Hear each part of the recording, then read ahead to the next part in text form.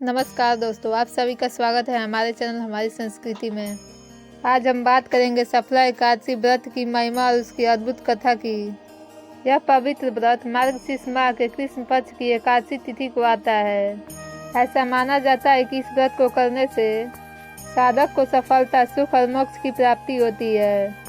आइए जानते हैं इस व्रत से जुड़ी कथा और इसकी विधि। सफला एकादशी की पौराणिक कथा। पुराणों में वर्णित है कि एक समय की बात है, महिष्मती नामक नगर में महिष्मत नाम के राजा राज करते थे।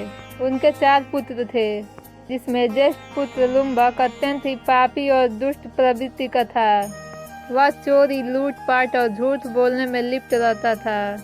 उसके पाप कर्मों से दुखी होकर राजा ने उसे राज्य से निष्कासित कर दिया।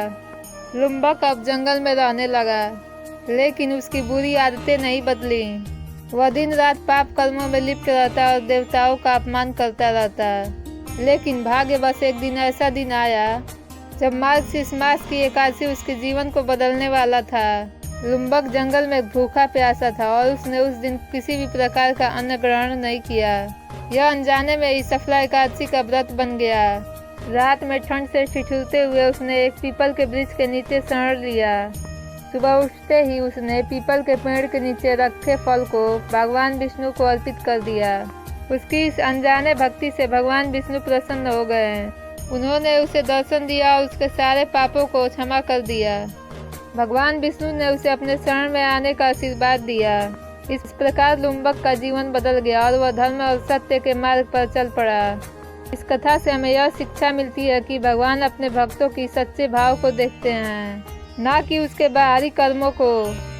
सफला एकादशी का व्रत करने से व्यक्ति को न केवल सांसारिक सुख प्राप्त होते हैं, बल्कि वह अपने पापों से भी मुक्त हो सकते हैं। इस दिन व्रत करने वालों को चाहिए कि वह ब्रह्म मुहूर्त में उठकर स्नान करें और भगवान विष्णु की पूजा करें और दिन भर उपवास रखें। रात में जागरण और भजन कीर्तन का विशेष महत्व है। तो दोस्तों, सफला एकादशी का व्रत हमें न केवल धर्म और भक्ति का मार्ग दिखाता है, बल्कि जीवन में सफलता और सुख शांति का आशीर्वाद भी देता है। यदि आपको हमारी ये कथा पसंद आई हो तो चैनल को सब्सक्राइब और लाइक करना ना भूलें। फिर मिलेंगे एक और कथा के साथ। तब तक के लिए भगवान विष्णु के चरणों में अपनी भक्ति को समर्पित करें। जय श्री हरि।